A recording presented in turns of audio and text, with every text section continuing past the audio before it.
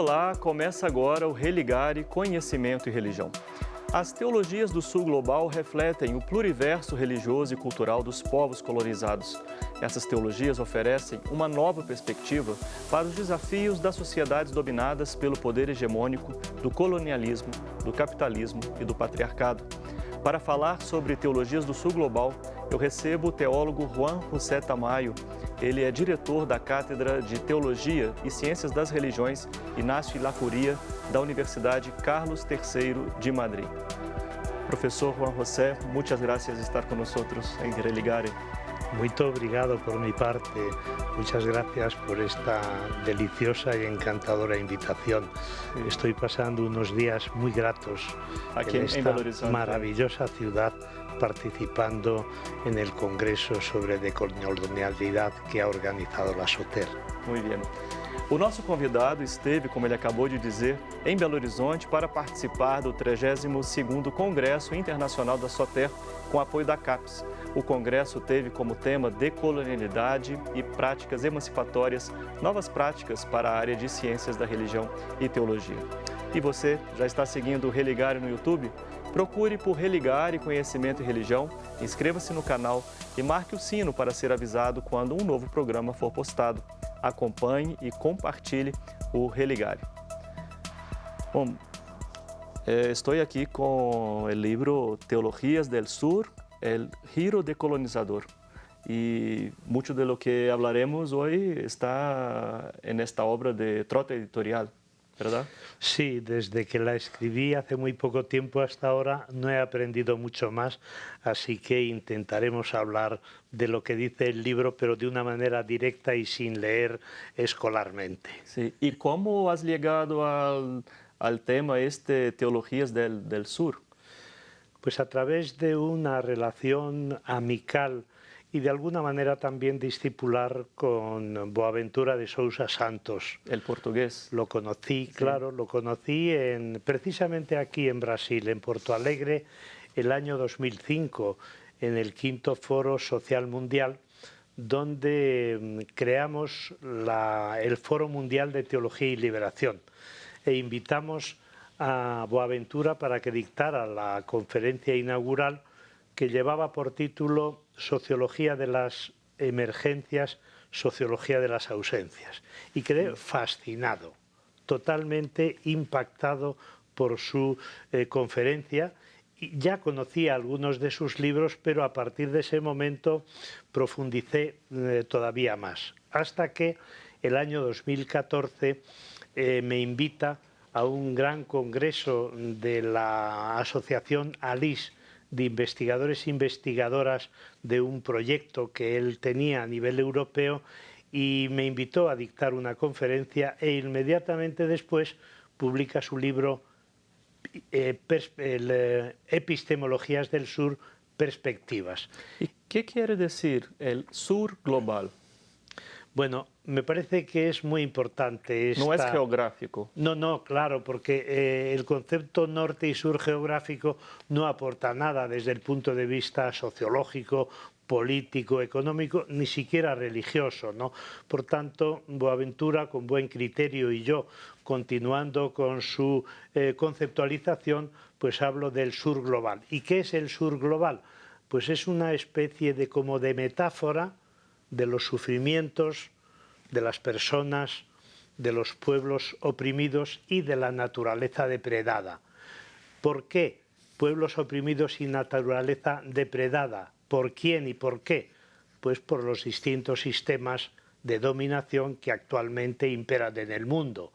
Primero el capitalismo, desde una vertiente neoliberal, después el patriarcado, basado en la masculinidad hegemónica y, en el caso concreto que yo trabajo de religión, la masculinidad sagrada, que es mucho más difícil de desmontar que la masculinidad hegemónica, porque la base de la masculinidad sagrada es la masculinidad de Dios, ¿no?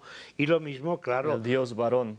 Claro, sí. Según dice Mary Daly, la gran filósofa feminista norteamericana, si Dios es varón, el varón es Dios. Pero también hay que tener en cuenta que hay otros sistemas de dominación muy poderosos, como son el colonialismo, y ahora mismo pues tendríamos que hablar también del supremacismo. Y hablando como hablamos y estando como estamos en Brasil, no podemos dejar de citar otro sistema de dominación que es el neofascismo. De lo que me preocupa sobre todo, aparte de la deriva de destrucción de la democracia dentro de la democracia, lo que más me preocupa de este fenómeno es la vinculación y la conexión que tiene con determinadas organizaciones de extrema derecha o integristas, fundamentalistas dentro de las religiones. Pero, claro, sur global no solamente quiere decir la metáfora de los pueblos oprimidos, sino también la metáfora de las luchas de esos pueblos oprimidos por liberarse de esas situaciones de esclavitud, de dependencia y de sometimiento. Sí. Hay un conjunto de autores y autoras que hablan de un giro decolonizador. ¿Y qué quiere decir esto? Sí, precisamente las epistemologías del sur son una parte de esos estudios y de esas investigaciones, ¿no? Yo creo que el aporte nuevo es precisamente desde un cambio que se está produciendo en las ciencias sociales, en las ciencias de las religiones, en la ciencia política y también en la filosofía. ¿Por qué? Pues porque ya reconocieron, sobre todo Walter Mignolo y Aníbal, que colonialidad y modernidad están estrechamente vinculadas. Siempre pensamos, al menos los intelectuales, los filósofos y los teólogos europeos, que una cosa es la modernidad y otra cosa es la colonialidad. Y sin embargo, estos autores demuestran que la modernidad lleva dentro el virus de la colonialidad, porque además, claro, colonialidad y colonialismo pueden diferenciarse, ¿no? ¿Qué es la colonialidad? La pervivencia del colonialismo después de haber conseguido las colonias su independencia desde el punto de vista jurídico y desde el punto de vista político. ¿Por qué? Porque todavía continúa la colonialidad desde todos los puntos de vista, pero en este caso concreto, las teologías del sur, las epistemologías del sur, el proyecto de colonialidad-modernidad destaca sobre todo el racismo epistemológico, es decir, la dominación desde el punto de vista del conocimiento. O sea, cuando hablamos de giro decolonizador, hacemos una crítica al proyecto moderno. ¿Y qué quiere decir eso cuando se habla en el cogito cartesiano o en la ilustración kantiana? Claro, precisamente yo creo que en esa pregunta está la clave de lo que es el colonialismo y la colonialidad del saber y del conocer, la colonialidad epistemológica. Claro, ¿quién pone en duda? El propio Descartes lo dice, después de haber estudiado las 4 reglas del método, encontré un principio del que no se puede dudar. Una arrogancia que yo creo que es difícilmente aceptable, ¿no? Porque es de alguna manera como lo del rey sol después, l'état c'est moi, el Estado soy yo. Y Descartes viene a decir, mire, conmigo empieza la filosofía moderna y la base de esta filosofía es pienso, luego existo. Pero claro, ¿dónde está la trampa de ese pienso, luego existo? Primero, la separación que existe entre el cuerpo y mente. Es decir, pienso es la parte mental del ser humano desvinculada totalmente de la corporalidad, de la sensibilidad, de la sentimentalidad, etcétera, etcétera. Luego, segundo, pienso, luego existo, es decir, el ser humano individual no tiene vinculación con la sociedad. Y posiblemente otro tercer elemento que está detrás de esa afirmación, y es la ruptura de la relación entre la naturaleza y el ser humano. Y por eso Dussel, con buen criterio, dice que antes del planteamiento del pienso, luego existo, o hay una redefinición y una retraducción diciendo conquisto, luego existo. Y luego Grossfogel va todavía más allá y dice extermino, luego existo. Sí, sí. Y ahora, con los nuevos fenómenos neofascistas, pues más bien la traducción de ese principio sería odio al otro, odio a la diferente o al diferente, luego existo. Y el hecho de odiar es lo que me permite ser una persona con mi propia identidad y mi existencia, ¿no? Y no solamente eso, sino que cuando odio al otro, disfruto con ese odio y me realizo como persona. Sí. En el caso, por ejemplo, que usted me planteaba de Kant, claro, qué maravilla la afirmación de Kant. ¿Qué es la ilustración? La salida del ser humano del estado de infancia en que se encontraba conscientemente, ¿no? Y el lema de la ilustración, fíjese qué iluminación, ¿no? El lema de la ilustración sería atrévete a pensar. Pero claro, inmediatamente después, ese pensar de Kant, que parece que es universal, se limita a el hombre occidental, el hombre ilustrado, el varón. Porque en un determinado momento Kant dice, para que una mujer sea filósofa tiene que tener barba, es decir, eso. Sí. Y luego hay unos textos que yo creo que no vamos a poder leer porque no tenemos tiempo, donde se aprecia clarísimamente el racismo de Kant, que está encubierto con ese supuesto cosmopolitismo. Bueno, hablaremos um pouco mais sobre isso. Hoje no Religar eu recebo o teólogo Juan José Tamayo. Nós estamos falando sobre teologias do Sul Global.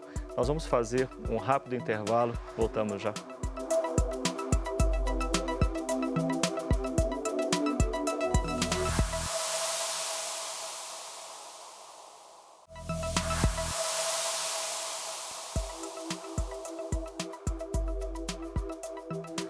Estamos de volta com o Religar e Conhecimento e Religião. Teologias do Sul Global é o tema do programa de hoje. Aqui no estúdio eu recebo Juan José Tamayo. Ele é diretor de Teologia da Cátedra de Teologia e Ciências das Religiões Inácio Ellacuría, da Universidade Carlos III de Madrid. Bueno, um tema também que temos que falar sobre os sistemas dominantes del capitalismo, del colonialismo y también del patriarcado, ¿no? Cuando hablamos de una crítica al proyecto moderno, hay que pasar por ahí también, ¿no? Claro, porque lo más importante quizás de estos sistemas de dominación es que no van por libre, sino que están perfectamente articulados y armonizados. Pero no solamente son los tres sistemas de dominación a los que se refiere Boaventura, que son colonialismo, el patriarcado y capitalismo, sino que también los fundamentalismos religiosos, el racismo epistemológico, la xenofobia, y posiblemente haya que incorporar un término a estos sistemas de dominación que es una creación de una filósofa española de la Cortina, que es el término aporofobia. Es decir, todos estos sistemas de dominación desembocan en el odio, el desprecio al pobre. Y ese odio y ese desprecio lleva a la eliminación del pobre, ¿no? Por utilizar la expresión del Papa Juan Pablo II en la encíclica La Alegría del Evangelio, esto de esa población sobrante, esa población que ya no tiene ni siquiera presencia o con la que no se cuenta pues en los presupuestos generales de cualquier Estado, esa población que queda excluida del ámbito educativo, por supuesto, del ámbito universitario, incluso esa población que queda fuera del ámbito de las religiones, al menos de las religiones desde el punto de vista institucional. Sí. Y claro, por otra parte, yo creo que hay que poner el acento también en ese sistema de dominación que es el modelo científico-técnico de desarrollo de la modernidad, que convierte a la naturaleza en un objeto, en un bien sin dueño, a la que se somete y se depreda en función de los propios intereses del ser humano. Sí. Entonces, claro, por eso me parece que están estrechamente ligados estos elementos, y posiblemente una de las propuestas más interesantes que le he sugerido a un teólogo de acá, de Brasil, y para un libro que le quiero publicar suyo, es la idea de pensar la ecología desde la decolonialidad.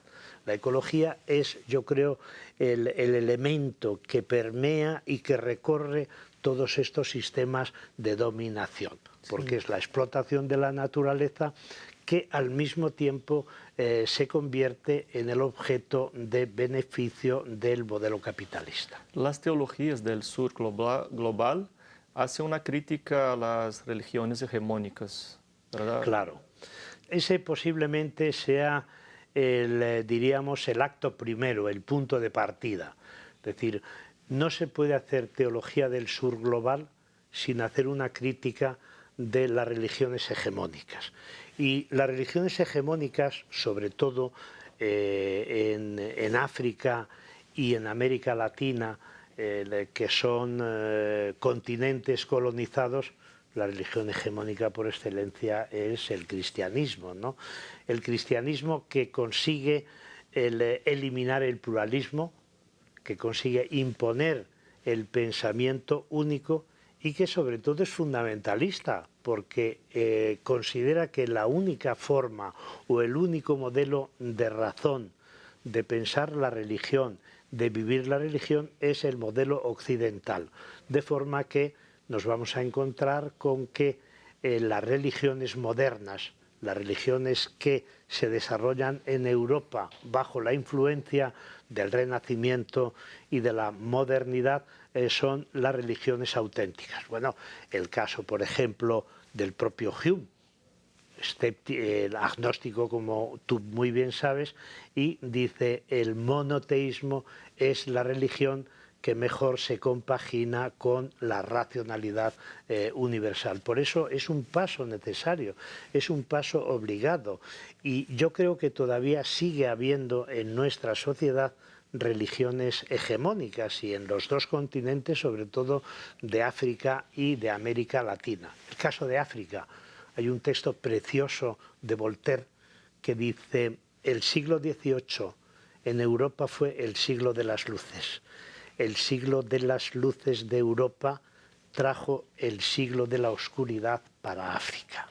Es una maravilla, ¿no? Porque es así, ¿no? Por eso es condición necesaria que cuestionemos la concepción hegemónica de las religiones y propongamos religiones contrahegemónicas. Incluso, yo diría, la propia definición de religión que utilizan las ciencias de las religiones, la historia, la antropología, la sociología, sí.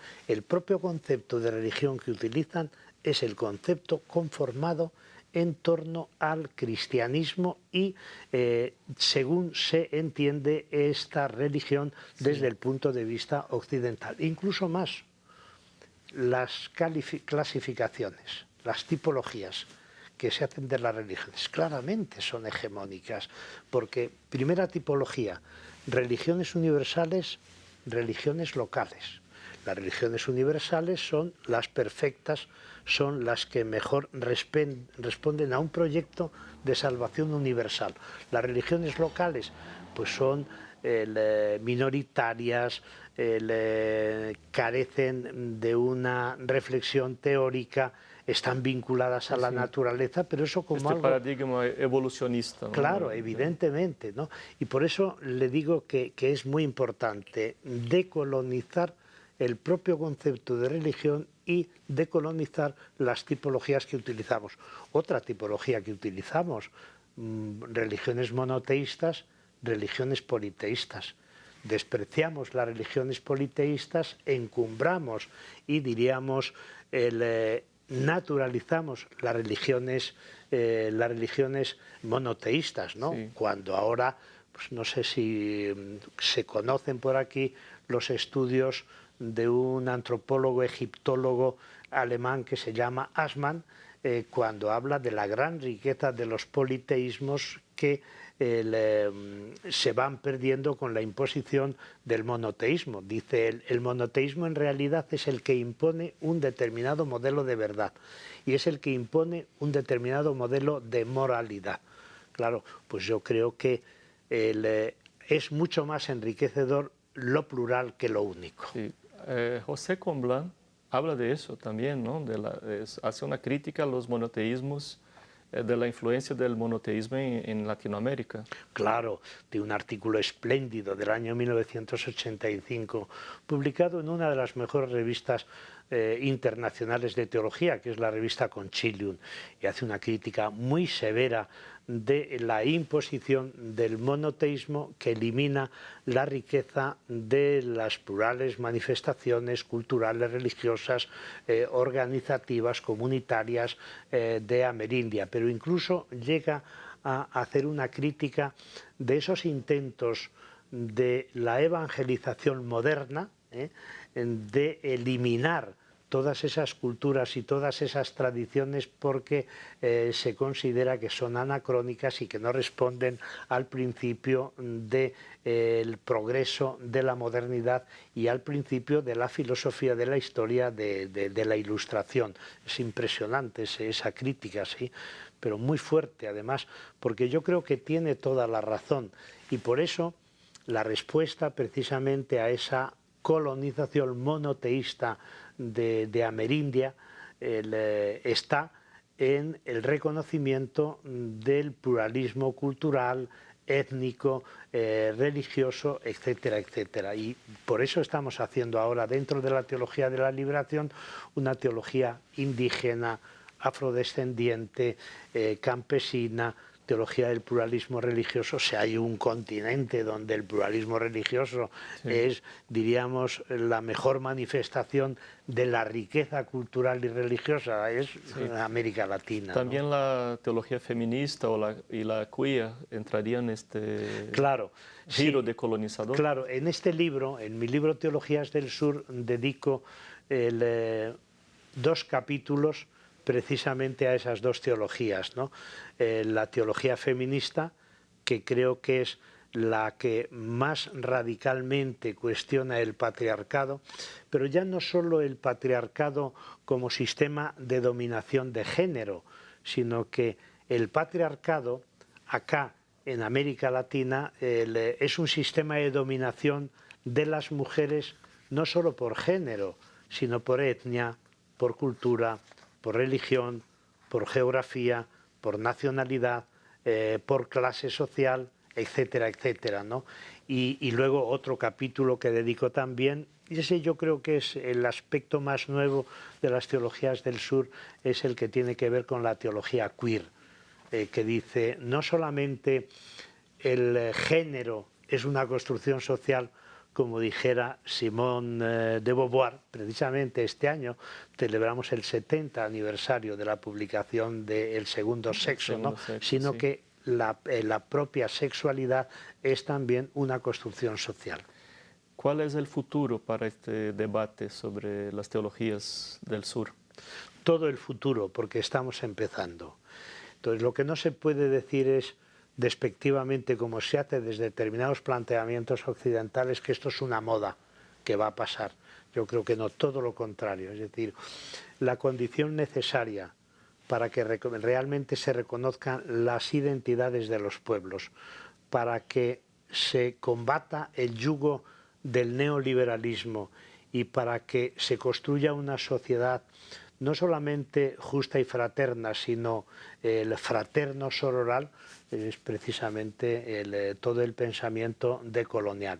Y yo creo que así como está muy avanzado el pensamiento decolonial en las ciencias sociales, incluso en la filosofía, estamos con un cierto retraso en el tema de la teología y de las ciencias de las religiones. Muchas gracias por el libro, por estar con nosotros y hasta pronto. Muy bien, muchas gracias a ustedes por este rato tan grato que me han hecho pasar y por estos días maravillosos en los que he compartido experiencias muy gratas y de las que he aprendido. Muchas gracias. O Religar é um projeto de extensão do Programa de Pós-Graduação em Ciências da Religião da PUC Minas. Conheça mais sobre as nossas atividades e cursos de graduação à distância, especialização, mestrado e doutorado em Ciências da Religião, acessando a página pucminas.br/ppgcr. Muito obrigado pela sua companhia. Semana que vem nós voltamos com mais um Religare Conhecimento e Religião. Um abraço muito cordial e até lá.